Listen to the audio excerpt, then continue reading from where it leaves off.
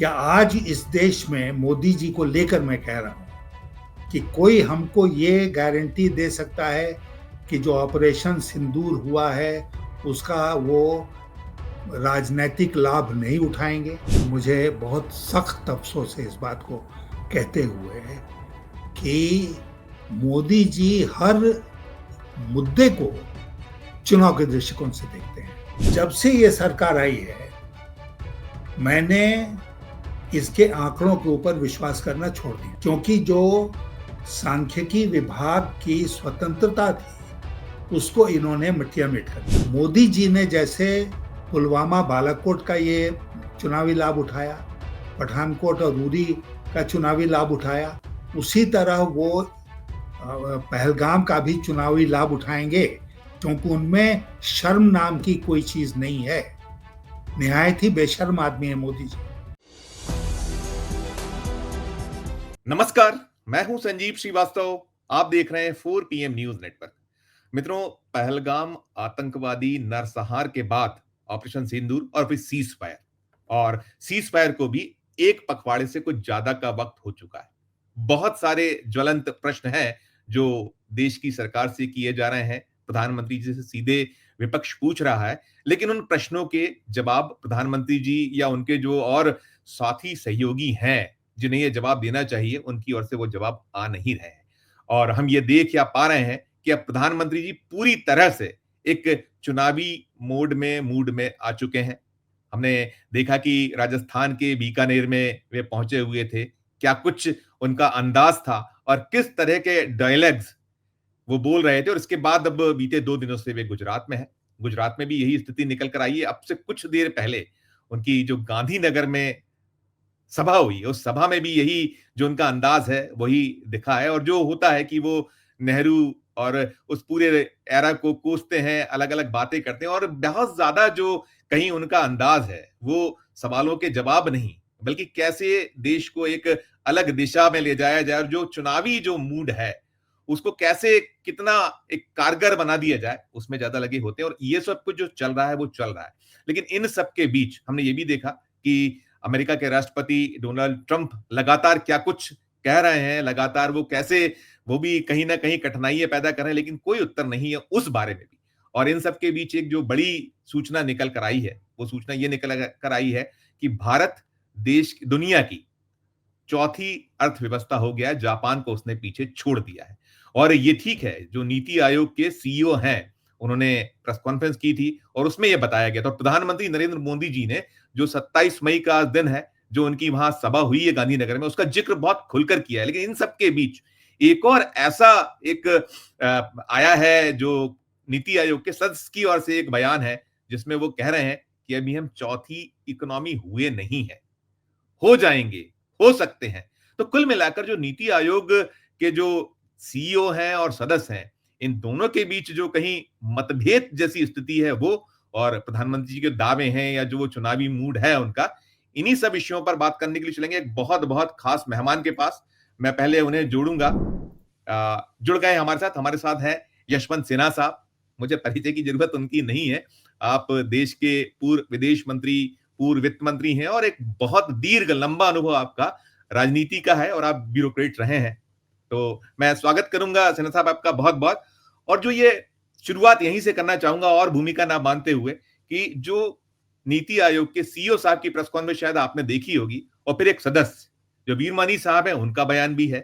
कैसे देखें, कैसे लें? दोनों में कहीं ना कहीं कंट्रोडक्शन है, अलग अलग बातें हैं, और प्रधानमंत्री जी उस पर दावा कर रहे हैं कि हम हो चुके हैं चौथी इकोनॉमी। इस सब पर पहली प्रतिक्रिया यशवंत सिन्हा साहब आपकी। 2-3 बिंदु मैं आपके सामने रखना चाहता हूं।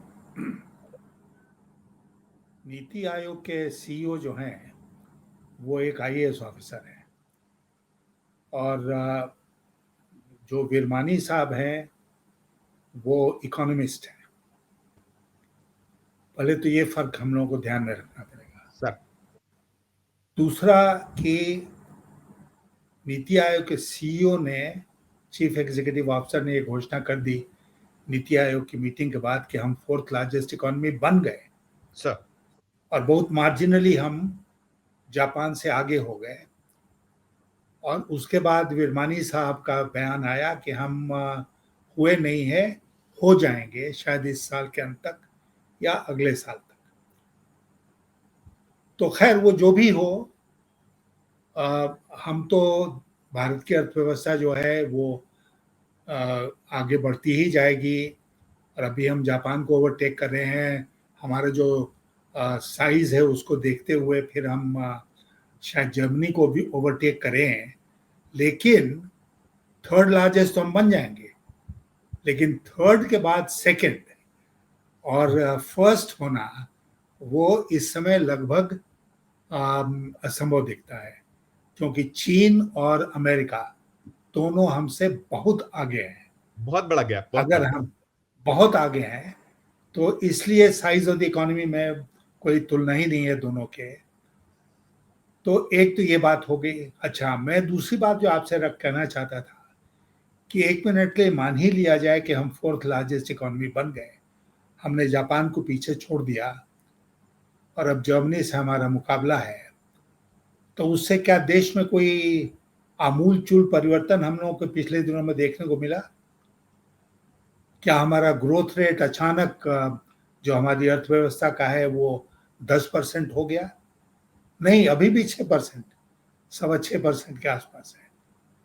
और सारे जो अर्थशास्त्री हैं वो इस बात को लेकर सहमत हैं कि भारत को अगर विकसित राष्ट्र बनना है 2047 तक, जो बराबर मोदी जी उनके लोग दावा करते रहते हैं, तो हमको अभी से मतलब 2025 से लेके 2047 तक प्रति वर्ष 8% की दर से कम अर्थव्यवस्था को आगे बढ़ना पड़ेगा, तभी हम अपना गोल अचीव कर सकते हैं, जो हमारा लक्ष्य है उसको हासिल कर सकते हैं। अभी हमारा ग्रोथ रेट है कितना? 6.25%। 8% होने की क्या जरूरतें हैं? बहुत सारी जरूरतें हैं, जिसकी तफसील में अभी मैं नहीं जा रहा। लेकिन मैं इतना केवल आपसे कहना चाहूंगा कि बिना कुछ समझे बूझे, बिना अर्थव्यवस्था की बारीकियों को समझे बूझे जनता को बेवकूफ बनाने का काम जैसे और दूसरे क्षेत्रों में ये सरकार कर रही है, वही इस क्षेत्र में भी कर रही है। हम हो गए। इसी तरह का एक आंकड़ा इन्होंने पेश किया कि हमने गरीबी के ऊपर काबू पा ली। अब इस देश में 100 जो भी 45-46 करोड़ लोग हैं, उसमें मात्र 5 करोड़ लोग गरीबी रेखा के नीचे हैं, बाकी सब ऊपर हो गए। तो बाकी सब ऊपर हो गए तो हम क्यों 80 करोड़ लोगों को भोजन दे रहे हैं मुफ्त में? ये तो साफ एक विरोधाभास है ना। इसका कोई जवाब नहीं है सरकार के पास। लेकिन आंकड़े तो एक जो मूल बात है वो समझिए आप इस सरकार के बारे में और आज की रूलिंग पार्टी के बारे में, वो ये है कि वो जनता को या तो भविष्य में रखना चाहते हैं, भविष्य के सपने कि 2047 तक ये हो जाएगा, 2035 तक ये हो जाएगा, या भूतकाल में रखना चाहते हैं, पास्ट में रखना चाहते हैं। वो वर्तमान में नहीं जिए, वर्तमान में उसकी जो समस्याएं है वो भूल जाए और आगे का सपना देखते रहे और पीछे के बारे में चिंता करते रहे। यही है पूरा खेल। लेकिन मुझे बहुत सुनकर आश्चर्य हुआ, वो मैंने देखा नहीं कि मोदी जी इसका गुणगान कर रहे हैं गुजरात में, जैसा आपने कहा।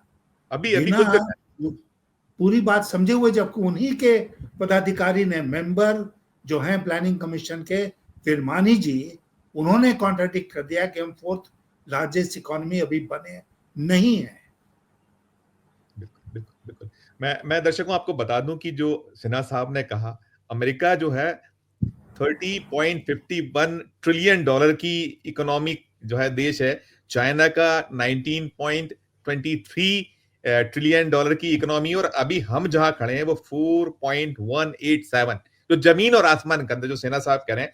सुना सर, आपने जो बात कही यही बात वो जो वीरमानी साहब यही कह रहे हैं, और मैं इसमें ये पूछना चाहूंगा कि इतनी आतुरता क्या है, इतनी आतुरता क्यों है? आप थोड़ा धैर्य रखिए। वो कह रहे हैं कि जनवरी फरवरी में एक्चुअल आंकड़े आएंगे, उसके बाद सही तय होगा।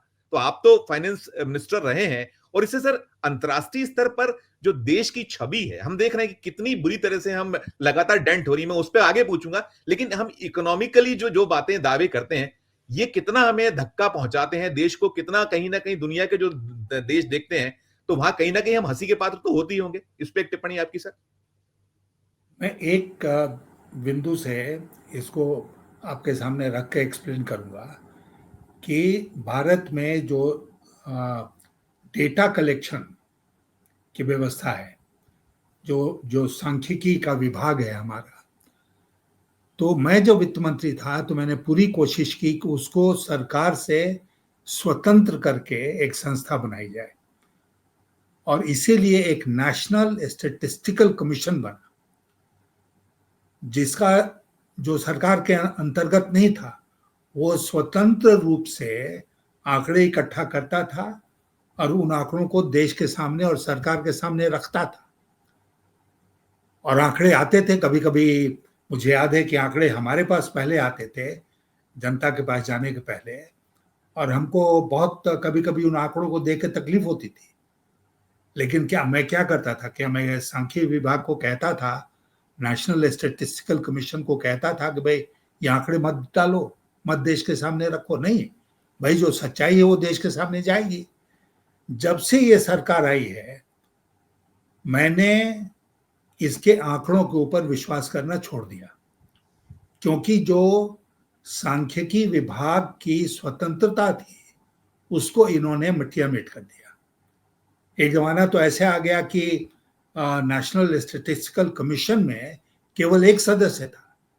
जहां तक मेरी जानकारी है उसमें 3 सदस्य और एक चेयरमैन होते हैं। वो घटते घटते एक पर आ गया था।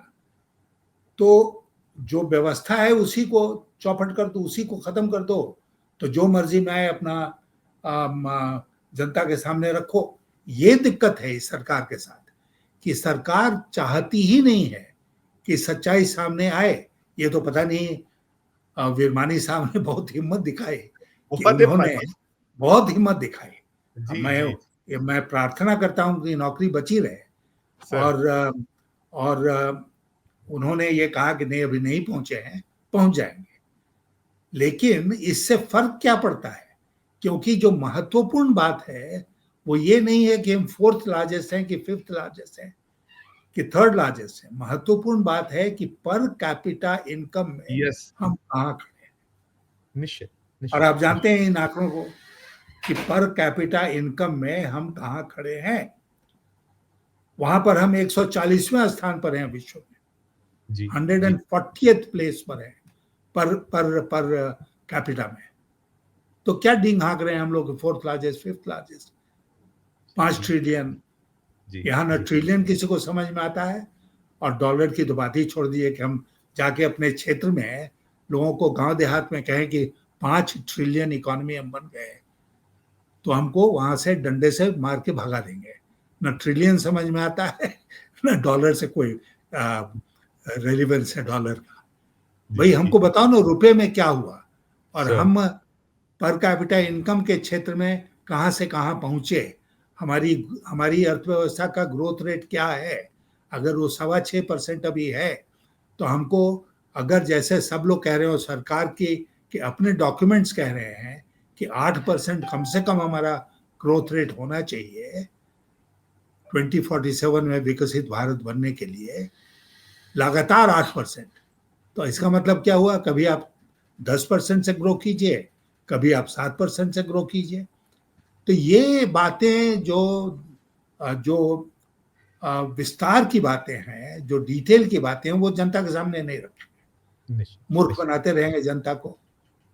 जी बिल्कुल। जो मैं आपको बताऊं कि जो अरविंद वीरमनी साहब ने पीटीआई को सर एक इंटरव्यू दिया जिसे मैंने पढ़ा, उसमें वो कह रहे हैं कि जब हम इकोनॉमी के साइज की बात करते हैं तो सामान्य रूप से अमेरिकी डॉलर की मौजूदा कीमत का जिक्र करते हैं, जो आप कह रहे हैं, और जब इकोनॉमी की तुलना करते हैं तो सालाना जीडीपी के लिहाज से बात होती है, ये भी आप कह रहे हैं। और वो कह रहे हैं कि मैं पूरी तरह से विश्वस्त हूं भारत चौथी सबसे बड़ी अर्थव्यवस्था बनेगा। सही डेटा अगले साल जनवरी फरवरी तक आएगा, क्योंकि हम पूरे साल की बात करते हैं। ये क्लियर कर रहे हैं बहुत स्पष्ट। और आपने कहा हम भी यही अभी जब हम सोच रहे थे कि उनकी नौकरी ना चली जाए, उनको ये बख्शेंगे या नहीं बख्शेंगे। मोदी जी ने सर 26 मई को कल 11 वर्ष पूरे कर लिए, उनका तीसरा टेन्योर है और सबसे ज्यादा जो ब्लेम्स हैं, आक्षेप यही है कि वो जो यही आंकड़ों की जगलरी या जो कह लीजिए कि कहीं ना कहीं जो एक जुमलेबाजी सारी चीजें होती हैं। आप ये बताइए ना सर, आप जब ये बात करते हैं कि हम 2014 में जब हमने सरकार को संभाला था, प्रधानमंत्री पद लिया था, तब हम कहां खड़े थे? 11वें नंबर पे थे, आज हम तीसरे चौथे नंबर पर आ गए। लेकिन कर्ज की स्थिति क्या थी सर तब, और आज कर्ज के हालात क्या है सर? इस पर एक टिप्पणी sir, as a ex finance minister sir. नहीं नहीं, उसमें आपको एक्स फाइनेंस मिनिस्टर होने की जरूरत भी नहीं है। सारा देश जानता है कि पिछले 10-11 सालों में इस देश ने भयानक पैमाने पर कर्जा लिया है, और उसमें जो देश के भीतर हम कर्जा लेते हैं वो भी है, और बाहर से जो कर्जा लेते हैं वो भी है। और इतना कर्जा हमने लिया है, बल्कि मैं ये भी कहूंगा कि जितना कर्जा हमने लिया है उसकी तुलना में हमारा ग्रोथ रेट नहीं रहा है आगे। क्योंकि आप जानते हैं कि हमने एक निहायत बेवकूफ़ी भरा कदम उठाया था जब हमने नोटबंदी करी थी। उससे हमारी अर्थव्यवस्था धड़ाम से गिर गई थी, और हम 8% से ग्रो कर रहे थे, हम 4% पर आ गए थे। उसका धीरे धीरे धीरे धीरे, मैं एक दूसरी बात आपसे ये भी कह दूं कि सरकार कुछ भी नहीं करे, कोई कुछ नहीं करे, तो भी अगर कोई एक्सीडेंट नहीं होगा तो हमारी अर्थव्यवस्था में गति है, स्वतः स्फूर्त गति है। उस गति के अनुसार हम लगभग 5% से हर साल ग्रो करते रहेंगे। तो बहुत मेहनत आप कर रहे हैं और 6% से ग्रो कर रहे हैं, क्या फर्क पड़ा? इसका मतलब कि मेहनत आपका रंग नहीं ला रहा है, और उसके बारे में कुछ ना कुछ सोचना पड़ेगा। तो मैं आपसे जो बात कह रहा हूँ, ये कह रहा हूँ कि जैसे बाकी एरियाज में जो गवर्नेंस के एरियाज हैं उसमें सरकार सब्जबाग दिखाती रही है, उसी तरह खास करके अर्थव्यवस्था के क्षेत्र में सरकार सब्जबाग दिखाती रही है, जो कि सच्चाई से बहुत दूर है।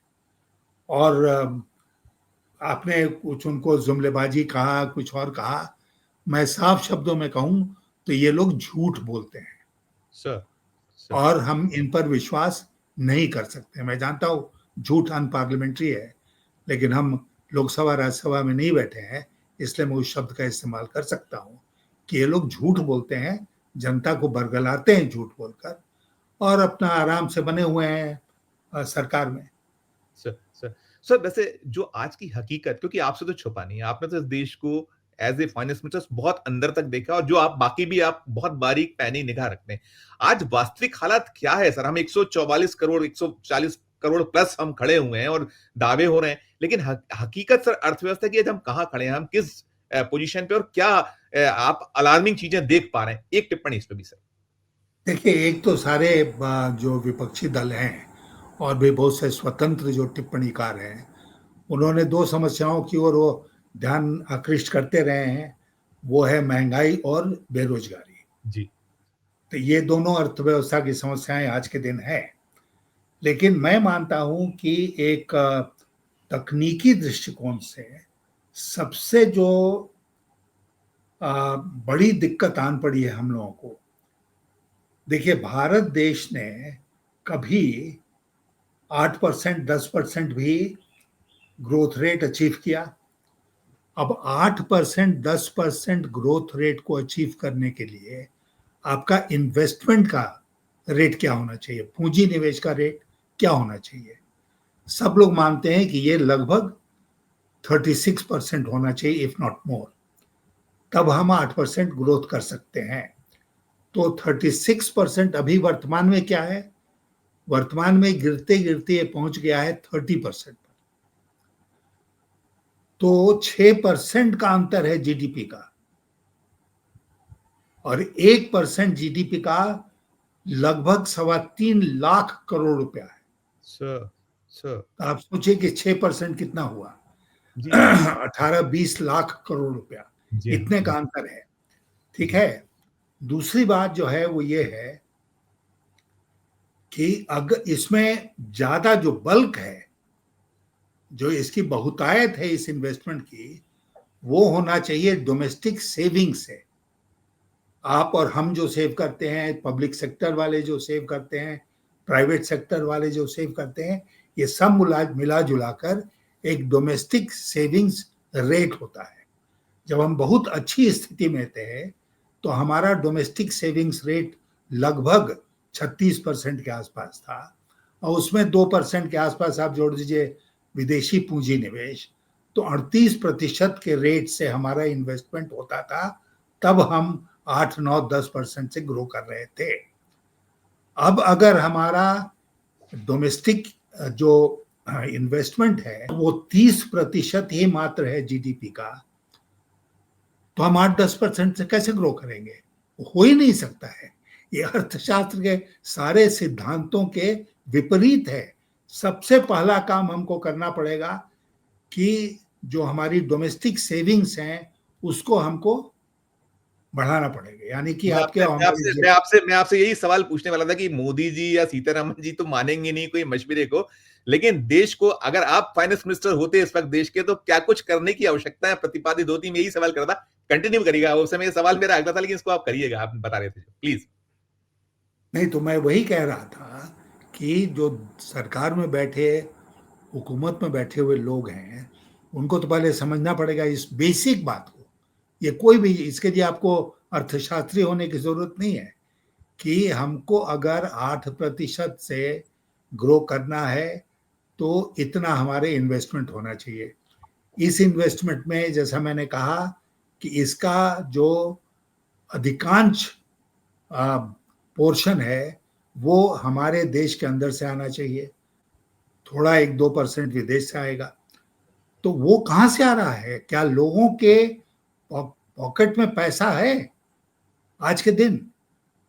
मैं तो मानता हूं कि पूरी अर्थव्यवस्था में एक मुद्रास्फीति का संकट ही नहीं है, मुद्रा की कमी का भी संकट हो गया है। ये दोनों एक अजीब विरोधाभास की स्थिति है कि मुद्रा की कमी हो गई है और मुद्रास्फीति भी बढ़ रही है।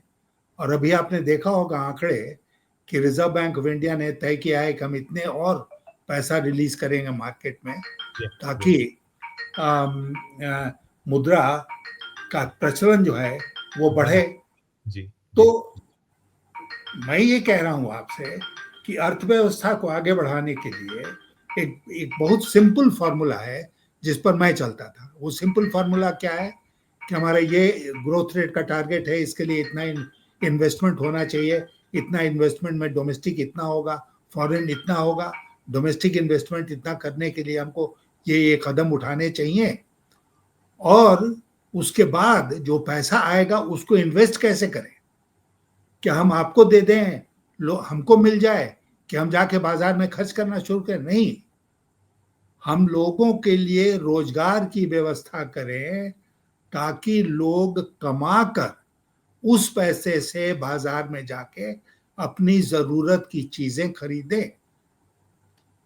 तो ये जो व्यवस्था आ गई आज के दिन कि मुफ्त में ये भी ले लो, मुफ्त में वो भी ले लो, भारत सरकार और राज्य सरकारों के बीच में एक अजीब कंपटीशन चल रहा है, ये नहीं होना चाहिए। ये मुफ्तखोरी का जो पूरी एक परंपरा शुरू हो गई है, इसको खत्म करना पड़ेगा। और इसको खत्म करने का एक ही तरीका है कि आप लोगों को रोजगार दीजिए। हमको मुफ्त में भोजन नहीं चाहिए, हमको रोजगार चाहिए। और उस रोजगार मिलने के बाद हम जब अपने जेब में पैसा आएगा उसको ले जाके हम मार्केट में खर्च करेंगे। सरकार के जेब में जो पैसा आएगा उसको वो क्या करेगी? उसको वो इंफ्रास्ट्रक्चर और इस तरह के जो प्रोडक्टिव इन्वेस्टमेंट है उसमें खर्च करेगी ताकि रोजगार और सृजन हो। और इंफ्रास्ट्रक्चर जब आपका बेहतर हो जाएगा, आपके रोड्स बेहतर हो जाएंगे, आपके रेलवे सिस्टम बेहतर हो जाएगा, एयरलाइंस बेहतर हो जाएंगे, सारा कुछ हैंडलिंग बेहतर हो जाएगा, लॉजिस्टिक्स बेहतर हो जाएगा, तो आपका जो कॉस्ट ऑफ इकोनॉमी है वो कम हो जाएगा। कॉस्ट ऑफ इकोनॉमी कम होने का मतलब ये हुआ कि आप ज़्यादा कॉम्पिटिटिव हो गए, तो आपका एक्सपोर्ट बढ़ेगा। आपको उसमें फिर ये पीएलआई और क्या क्या ये लोग जो शुरू किए हुए हैं उसको करने की जरूरत नहीं होगी। तो यही मैं आपसे निवेदन कर रहा हूँ और आपके थ्रू आपके दर्शकों से कि अर्थव्यवस्था को आगे बढ़ाने के लिए कुछ बहुत ही सिंपल नियम है, उन नियमों का पालन हमको करना चाहिए। ये सरकार उन नियमों का पालन नहीं कर रही है और इसलिए अर्थव्यवस्था की हालत गड़बड़ाई हुई है। सर मैं सर आऊंगा जो पहलगाम आतंकवादियों का नरसंहार 22 अप्रैल, अब 1 महीने से बहुत ज्यादा हो गया। फिर उसके बाद ऑपरेशन सिंदूर, फिर सीज फायर को भी एक पखवाड़े से ज्यादा हो चुका है और बहुत सारे सवालों के जवाब मांगे जा रहे हैं। और खासकर जो कूटनीतिक विफलता रही, आप विदेश मंत्री रहे, या जो और लैप्सेस कहीं निकलते हैं जो सरकार के एंड पर आना चाहिए। हमारी सेना ने एक जबरदस्त पराक्रम का परिचय दिया और बिल्कुल सब कुछ किया। अब जो चीजें हो रही हैं, जवाब ना तो संसद का विशेष सत्र है, ना जो सर्वदलीय बैठक है। जरूर आपने संसदीय दल भेज दी हैं दुनिया के देशों में, लेकिन इन सब के बीच जो मोदी जी का रोल है, रवैया है, हम देख रहे हैं कि वो सड़कों पे निकले, वो संसद से दूर है और सड़कों पर उतर के जो चुनावी मुद्रा उनकी है। हमने देखा था जब वो बीकानेर पहुंचे थे तो वो वहां डायलॉग्स बाजी कि मेरे तो रगों में सिंदूर बहता है। फिर उन्होंने इसके पहले कहा था कि वो अगर गोली करेंगे तो हम गोला दागेंगे। अब नई चीज ये आ गई, उनको कह रहे हैं कि कल जैसे उन्होंने कहा था गुजरात में कि रोटी खाओ वरना मेरी गोली खाओ। ये सब कैसे देखें? ये क्या उचित है इस समय ये सारी चीजें जो मोदी साहब कर रहे हैं? इस पे एक प्रतिक्रिया सर आपकी। नहीं, इसमें तो मुझे बहुत सख्त अफसोस है इस बात को कहते हुए कि मोदी जी हर मुद्दे को चुनाव के दृष्टिकोण से देखते हैं। क्या आज इस देश में मोदी जी को लेकर मैं कह रहा हूं कि कोई हमको ये गारंटी दे सकता है कि जो ऑपरेशन सिंदूर हुआ है उसका वो राजनीतिक लाभ नहीं उठाएंगे? बिहार के चुनाव में ये मुद्दा नहीं बनेगा, क्योंकि हमको तो किसी ने कहा कि ये लोग घर घर सिंदूर भिजवा रहे हैं ऑपरेशन सिंदूर के नाम पर। तो मोदी जी ने जैसे पुलवामा बालाकोट का ये चुनावी लाभ उठाया, पठानकोट और उरी का चुनावी लाभ उठाया, उसी तरह वो पहलगाम का भी चुनावी लाभ उठाएंगे, क्योंकि उनमें शर्म नाम की कोई चीज नहीं है। निहायत ही बेशर्म आदमी है मोदी जी, और इसीलिए उनका एक जो मुद्दा रहता है कि हमको वोट मिलना चाहिए किसी तरह। इसीलिए कोई गारंटी इस देश में नहीं दे सकता आज के दिन कि मोदी जी इसके लिए इसका चुनावी लाभ नहीं लेंगे। मैं आज आपसे कहना चाहता हूं, मेरे जैसा व्यक्ति बिल्कुल खामोश हो जाएगा अगर मोदी जी ये कह दें कि इसका चुनाव में लाभ उठाना पाप है, मैं इस पाप को नहीं करूंगा। और उसके बाद जो मुद्दे हैं दूसरे, उन पर आप चुनाव लड़ लीजिए, लेकिन मैं जानता हूं मोदी जी ऐसा नहीं करेंगे। और जैसा आपने कहा कि वो ऑलरेडी चालू हो गए हैं, चुनावी मुद्रा में आ गए हैं, और आप वेट एंड वॉच कीजिए कि कैसे इसका दुरुपयोग किया जाएगा बिहार के चुनाव में। जैसा हमने कहा कि सिंदूर घर घर पहुंचाया जा रहा है, तो ये हो क्या रहा है? माने आप आर्मी को आगे करते हैं, आर्मी एक कमाल का काम करती है, और उसके बाद आप उसका लाभ उठाते हैं। ये कितनी शर्म की बात है हमारे देश के लिए कि मोदी जी का एयरफोर्स पायलट के रूप में साथ में वो हेलमेट लिए हुए कटआउट्स लगे हुए हैं देश में। वो क्या वो आर्म्ड फोर्सेस के अंग हैं? एयरफोर्स के कोई ऑफिसर हैं? ये क्या करके रहे हैं?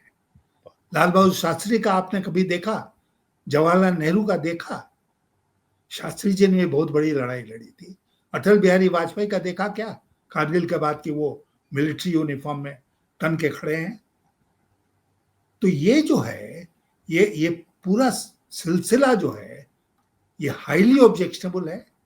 और लेकिन इस बार मैं आपसे कहूंगा, इस बार जैसा आपने उसका सीक्वेंस बताया, क्रम बताया कि पहलगाम हुआ, अब पहलगाम पर कोई सवाल नहीं पूछ रहा है ना, क्योंकि उसके बाद ऑपरेशन सिंदूर हो गया, तो सारी चर्चा ऑपरेशन सिंदूर पर चली गई। और यही शायद मोदी जी का लक्ष्य था कि चर्चा को पहलगाम से हटाओ, पहलगाम की कमियों से हटाओ। क्या अकाउंटेबिलिटी हुई है? किसकी जिम्मेदारी फिक्स हुई है पहलगाम के लिए? न होगी। एक एसएचओ तक को नहीं उसको हटाया गया, एसएचओ वही है, किसी को नहीं हटाया। जो पहलगाम के जो वहां स्टेशन है, पुलिस स्टेशन, वहां के एसएचओ को भी नहीं हटाया। ये निकला, हम लोगों ने निरंतर नजर रख रहे हैं, ये स्थिति है। आप बताइए कि इस देश में हो क्या रहा है? और मोदी जी एयरफोर्स पायलट का ड्रेस पहन के घूम रहे हैं।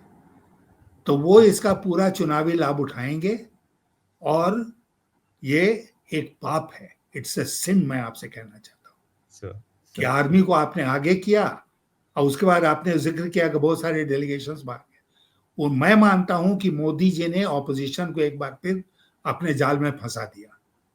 अब ये जो हमारे महानुभाव हैं विपक्ष के, जो बाहर के देशों में घूम रहे हैं और भारत का पक्ष रख रहे हैं, वो क्या लौट कर आके पार्लियामेंट का जब भी सेशन होगा तो सरकार से सवाल पूछ सकते हैं क्या? बिल्कुल बिल्कुल। उनकी जुबान बंद हो गई। Sir sir sir sir sir उनकी जुबान बंद कर दिया मोदी जी ने।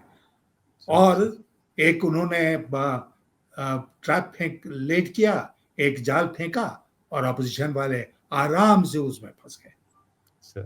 और अजीबोगरीब स्थिति है, सलमान खुर्शीद इस देश के विदेश मंत्री रहे जी, और वो एक मेंबर होके चले जा रहे हैं डेलीगेशन। शशि थरूर वो तो उनकी अब इस समय निष्ठा ही उनकी नाव पे लगी हुई है। बहुत कुछ। मैं सर अंतिम प्रश्न आपसे ये करूंगा, जैसे मैंने कहा मोदी जी आज गांधीनगर में थे, उन्होंने रोड शो किया आपसे कुछ देर पहले, और रोड शो के अलावा सभा हुई और सभा में उन्होंने जो बातें दो तीन कही है, मैं चाहूंगा इस पे समअप करूं कि उन्होंने कहा है कि 1947 में जो 3 टुकड़े हुए थे भारत के, और उसी वक्त जब हमला हो गया था, रात में ही हमला हो गया था और हमारे से कश्मीर का बहुत बड़ा हिस्सा चला गया, यदि सरदार वल्लभ भाई पटेल साहब की बात मान ली गई होती, उस समय हमारी सेना जुड़ जाती, तो वो ये जो नासूर बन गया है वो कश्मीर, पाक अधिकृत कश्मीर हमारे हाथों में होता है। एक चीज। और दूसरी उन्होंने कही है कि 1960 की जो ट्रीटी थी, जो पानी वाली जो ट्रीटी है, उसने देश का बहुत सारा नुकसान किया और उसको छोड़ दिया गया था भारत की सरकार की ओर से। वो डैम में कचरा भर गया था, हम उसे आज साफ कर रहे हैं। इन दोनों पर सर ये क्या, ये जो आपने कहा, या तो वो भूत में जाते हैं या भविष्य की बात करते हैं, इस पे जरूर टिप्पणी कीजिएगा। आपने तो बहुत सारी चीजें कही है, ये क्या उचित है इन सब बातों का? और आपने क्या किया 11 सालों में, अभी जो बहुत मुफीद वक्त था, जब आप कर सकते थे, पाक अधिकृत कश्मीर को अपने हाथों में ले सकते थे, तब आपने सीज फायर हो गया और ट्रंप साहब ने उसकी घोषणा कर दी। आपकी प्रतिक्रिया? देखिए, मैं इस बात के बिल्कुल खिलाफ हूं सामान्य तौर पर कि आप भूतकाल में, पास्ट में जाइए और उस समय जो हुकूमत में बैठे हुए लोग थे उस पर टिप्पणी कीजिए, उसमें जजमेंट पास कीजिए कि उन्होंने ऐसा क्यों किया। क्योंकि उस समय की क्या परिस्थिति थी देश के भीतर और देश के बाहर, आप नहीं जानते हैं पूरी बात। और बैठ के टिप्पणी आराम से कर देना कि भाई नेहरू ने गलती किया और ये इंदिरा गांधी ने ऐसे कर दिया और इसने ऐसे कर दिया। ये टिप्पणी देने का, जजमेंट पास करने का हक हमारा नहीं है, क्योंकि उस समय की सारी परिस्थितियों से हम वाकिफ नहीं हैं, नंबर एक। नंबर दो, जो इन्होंने कहा कि 3 टुकड़े कर दिए देश के, अकेले नेहरू ने किए क्या? सरदार पटेल का ये जिक्र करते हैं, क्या सरदार पटेल उसमें पार्टी नहीं थे? तीसरी बात कि इन्होंने कहा कि सरदार पटेल अगर होते तो वो कश्मीर में उनकी बात सुन ली जाती, ऐसा उन्होंने उद्धृत किया कि उनकी बात सुन लेते तो शायद अब ये पाक के अधिकृत नहीं होता। उद्धृत कहाँ किया है, कहाँ से किया? आज गांधीनगर में, अभी अब से कुछ देर पहले गांधीनगर कहा है, ये इसका हिस्टोरिकल एविडेंस कुछ दिया है? नहीं, वो तो बोले जो करते हैं भाषण में जैसा होता है, किसी को कुछ हिस्टोरिकल एविडेंस देना, हिस्टोरिकल एविडेंस दें। मैंने तो उस समय का पूरा हिस्ट्री पढ़ा है, मैं इतिहास का विद्यार्थी रहा हूं और मैं आज आपके चैनल पर उस बात को नहीं कहना चाहता हूं, लेकिन बहुत सारी ऐसी बातें हैं जो कि जिस तरह भारतीय जनता पार्टी ने एक वातावरण इस मुल्क में पैदा किया कि सरदार पटेल और नेहरू विभिन्न मतों के थे, अलग अलग उनका मत होता था, ये बिल्कुल गलत है। कोई भी रिकॉर्ड, हिस्टोरिकल रिकॉर्ड इसका समर्थन नहीं करता, लेकिन कहने को कह दो जो मर्जी में आए। और एक इमेज बना के सरदार पटेल को उन्होंने ऐसा कर लिया जैसे कि वो भारतीय जनता पार्टी के सदस्य थे आज के दिन। तो इसलिए मैं उनकी कहे पर विश्वास नहीं करता हूं। कुछ इतिहास मैं भी जानता हूं और खास करके उस समय के इतिहास को मैंने काफी नजदीक से पढ़ा है, और मैं मानता हूं कि ये सब गलत बयानी है जो देश के प्रधानमंत्री को नहीं करना चाहिए। Right sir, right sir. Yashwant sir, आपने जो चौथी अर्थव्यवस्था बन गया है जिस तरीके को लेकर, इसमें ये कहीं मतभेद है नीति आयोग में, उसे आपने समझाया, और बाकी जो फैक्ट्स हैं, हिस्टोरिकल फैक्ट्स भी आप बता रहे हैं, और जो मोदी जी कर रहे हैं उसको लेकर भी आप बहुत जो तल्ख और तीखी टिप्पणियां आप करते हैं। और आप ये भी कहीं कह रहे हैं कि यदि वो ये कर लेंगे तो फिर मैं आलोचना करना बंद कर दूंगा, कह दें कि मैं इसका लाभ नहीं उठाऊंगा, जो ऑपरेशन सिंदूर का राजनीतिक या चुनावी लाभ नहीं लूंगा। बहुत सही बातें आप कर रहे हैं, आपने हमें वक्त दिया, आपका बहुत बहुत धन्यवाद, बहुत बहुत आभार सर। तो मित्रों, आप थे यशवंत सिन्हा साहब, जिन्होंने बहुत स्पष्ट कर दिया कि हम कहां खड़े हैं, आर्थिक जो हमारी स्थितियां हैं वो अंदरूनी क्या है, और हम दावे कुछ भी कर लें लेकिन बहुत बुरी स्थितियां हैं, आप साफ कर रहे हैं। आप देश के पूर्व वित्त मंत्री हैं, विदेश मंत्री, और कहां हम फेल हो रहे हैं और क्या कुछ इस वक्त सजग होने की आवश्यकता है, सतर्कता बरतने की आवश्यकता है, आपने वो भी क्लियर कर दिया है। अब ये मोदी जी हैं, वो तो किसी की सुनते नहीं, किसी की मानते नहीं, जो उन्हें कहना है, जो उन्हें करना है, और जो उनका एकमात्र लक्ष्य होता है चुनाव चुनाव चुनाव, और कैसे अपने दल को सत्ता में बनाए रखें, उसमें उधेड़बुन में रहते हैं। और देश कहां पहुंच रहा है, ये निश्चित तौर पर बहुत बहुत चिंता का विषय है। आपकी अपनी क्या राय है, आपकी अपनी क्या टिप्पणी है, इस जो चर्चा है इसके वीडियो के कमेंट बॉक्स में जाकर जरूर व्यक्त कीजिएगा। और हमारी चर्चा अच्छी लगे तो चैनल को लाइक कीजिएगा, सब्सक्राइब कीजिएगा, ज्वाइन का बटन दबाइएगा तो हमारी हौसला अफजाई होगी। प्यार और स्नेह बनाए रखिए और देखते रहिए 4 PM न्यूज नेटवर्क। धन्यवाद, नमस्कार।